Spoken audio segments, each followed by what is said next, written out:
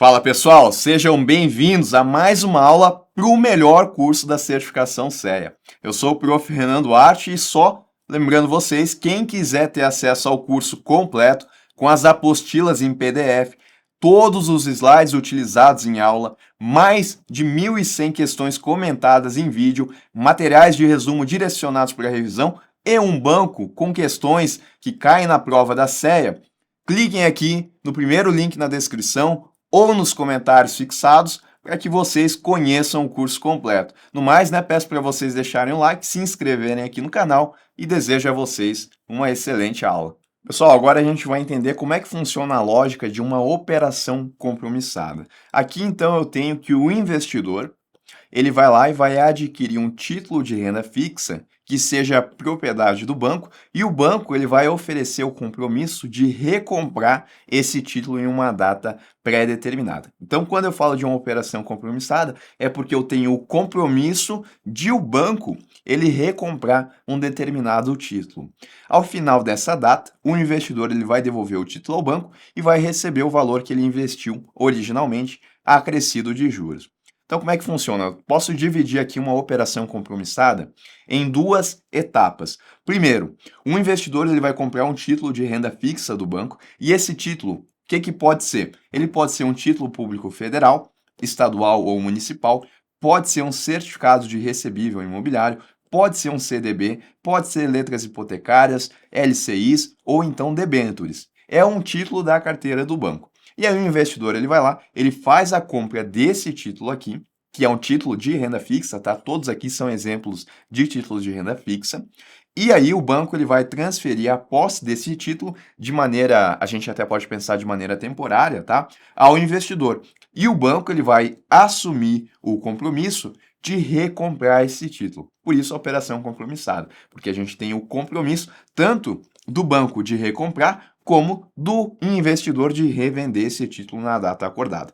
Na etapa 2, então, que é quando acontecer a data acordada, o investidor ele vai revender o título ao banco, passa para cá, então, aliás, passa daqui para cá, para a instituição financeira, e o banco, fazendo a recompra desse título, ele vai mandar o dinheiro que vai consistir do principal, que foi o que o investidor ele desembolsou inicialmente aqui, mais os juros acumulados dentro desse período aqui.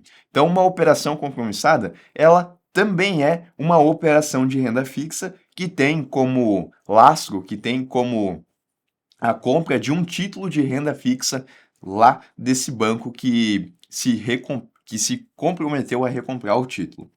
Tá?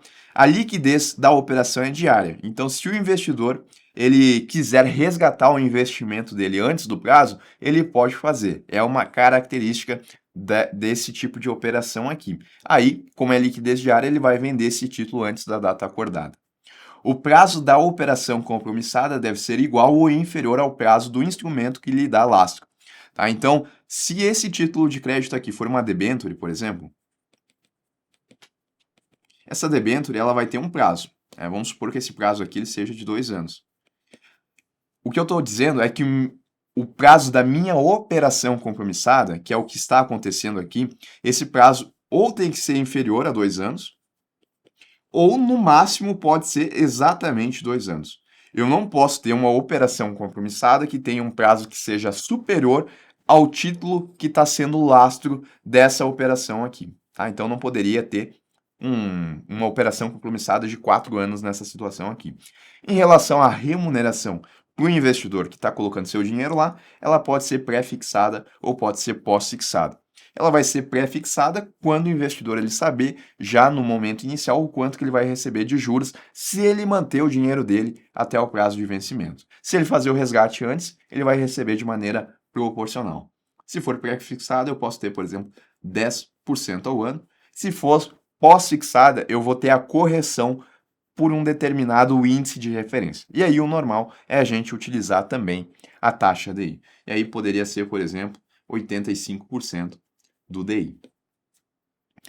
Quais são os riscos, então, para o nosso investidor? Primeiro, o principal risco é o risco de crédito, que é o risco da instituição financeira chegar lá na data de vencimento e não devolver o principal ou os juros.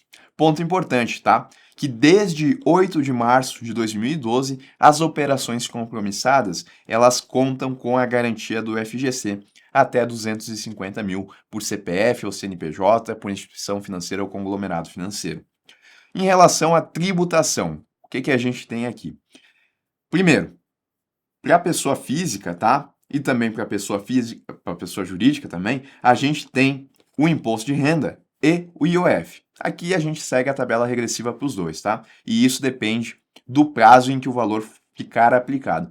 Lembrando que como existe a possibilidade do resgate antecipado, porque as operações elas têm liquidez diária, se o investidor ele resgatar antes de 30 dias, ele vai estar sujeito aqui ao IOF também. E a forma de cálculo é, primeiro a gente calcula o IOF, se ele existir, né? Porque se passar de 30 dias aqui, a alíquota de IOF ela zera, então não tem mais IOF. Mas se tiver IOF, a gente calcula primeiro o IOF e depois a gente calcula o imposto de renda, para que dessa forma a gente tenha aqui a rentabilidade líquida do nosso investidor.